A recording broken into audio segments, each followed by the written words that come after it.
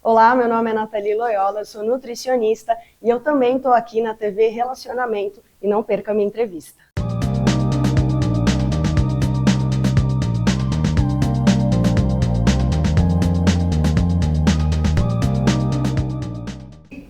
Olá, internautas! Iniciamos mais um programa Gestão Executiva.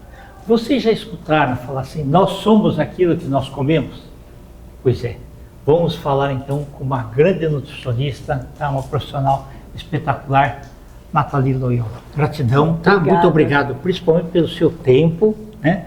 E a sua dedicação para poder estar aqui conosco. Obrigado pelo convite, é um prazer estar aqui e falar de um tema que eu gosto muito, que é a nutrição. E hoje, né, é o que você falou, eu falo que nós não somos o que comemos, e sim o que absorvemos, né? Porque se seu intestino não absorve o nutriente, não tem jeito, você vai ver o reflexo ali do seu corpo. Então é sempre importante, antes de você comer, você começar pela lista lá do supermercado. Tem que pensar, começou na listinha lá, é lá que começa. Ô Nathalie, hoje a gente tem assim bastante informação a respeito, né? Ainda bem. Mas eu estou me recordando assim que, historicamente, né, a gente... Muitas legumes, verduras, aí vieram depois da imigração japonesa, né, em 1908, né, e hoje disseminou assim bastante. Como eu vim da área rural, então a gente comia basicamente aquilo que plantava, né, então, mas meu pai sempre fazia questão assim dos legumes e verduras, né, e você falou uma coisa importante, que meu pai quando veio, né, lavoura de café, eles comiam mais o arroz, não estavam acostumados, o peixe, não estavam acostumados. E um dia os joelhos ficaram inchados, e quase todos. E passou aqui um médico rural e falou, vocês precisam comer feijão. E no começo eles acharam horrível aquilo, né? Mas era o remédio. E aí eles passaram a comer arroz e feijão e desinchou os joelhos. Então, realmente, ao longo do tempo, né, foram sendo estudados mais as propriedades dos alimentos, né, e a gente vê que tudo faz sentido, né, com certeza. Aquilo que é absorvido, né. Então, eu, por exemplo, de 10 anos para cá, eu como a castanha do Pará, né, nozes também. Isso é ora pro nobis, tal. Sim, é muito importante. Eu sempre falo que a comida de verdade é ela que vai, ela que vai prevenir as doenças do futuro, né? Então, por exemplo, por causa da internet, a gente tem uma demonização que o arroz engorda, é o carboidrato que vai fazer mal. Para você ter um estudo bem recente mostrando que a cesta básica, né, que o arroz e feijão, ele está cada vez mais sendo menos consumido. Por quê? Porque as pessoas acham, não vou comer feijão porque vai estufar, soltar gases, não vou comer o arroz porque o arroz engorda. É a mistura mais perfeita que tem. Exatamente. E eu já vou dar uma dica. Se você come feijão e a sua barriga distende, ele fermenta, né? O feijão ele fermenta. O que faz, o que mostra isso? Mostra que a sua digestão não está boa, você tem mais bactérias ruins no seu intestino e menos bactérias boas. Quando entra em contato com o feijão, as bactérias ruins, todo mundo tem bactérias, ela vai fermentar. E por que a gente tem essas bactérias ruins? Tem a ver com o nosso estilo de vida, tá? Então, uma dica excelente para você que gosta de feijão é sempre fazer o remolho, né? Que bota na água, deixa 24 horas, vai sair aquela espuma, joga fora, põe de novo e na hora de você preparar, você sempre coloca uma folha de louro, porque o louro ele é super digestivo e vai te ajudar nas enzimas. Quer ver um exemplo bem clássico? Quando você come feijoada.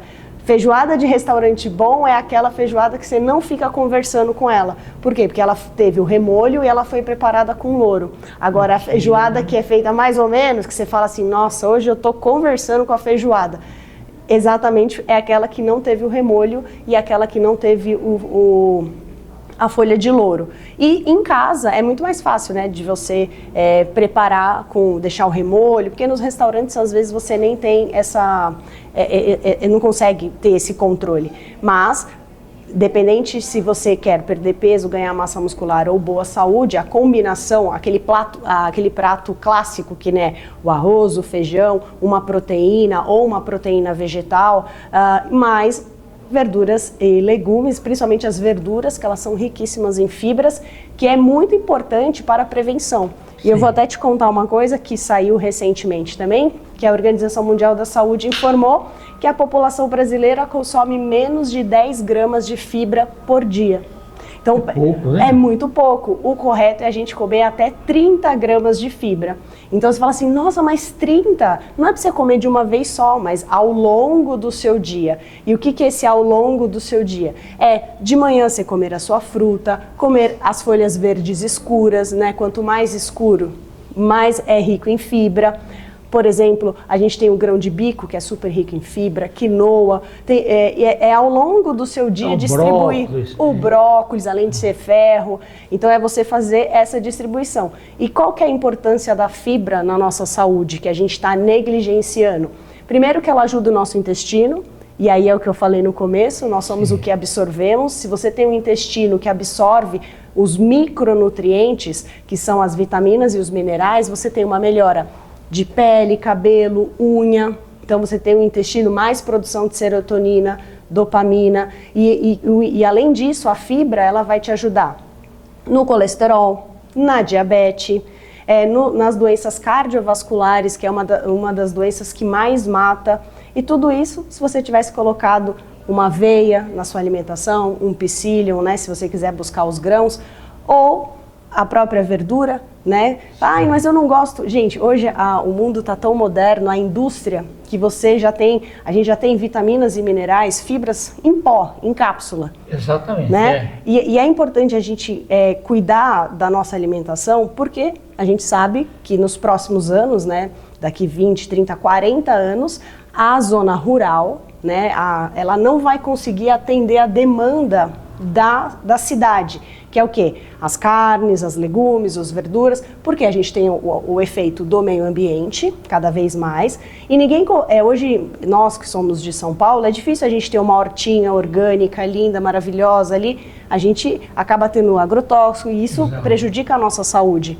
E hoje já tem aqui em São Paulo as fazendas suspensas, que são as fazendas que são as verduras e os vegetais, eles são produzidos através de água e também hidropônica, né? Além de ser tem a parte hidropônica, mas elas são fabricadas, são modificadas geneticamente. Isso também vale para carne, né? A gente já tem as carnes sintéticas. Por quê? Porque daqui 20, 30 anos a gente vai ter uma diminuição além do consumo de carne, a zona rural ela não vai conseguir atender a demanda da população crescendo. Então é muito importante que a gente já comece agora a não ter o desperdício dos alimentos, que isso é muito importante. Então uma dica de desperdício olha para o seu lixo, como é que ele está? Mais casca ou mais caixa? Se tiver mais caixa, curto tempo de vida. Tá certo. Se tiver mais casca, mais tempo de vida. Porque para mim é uma honra, ó.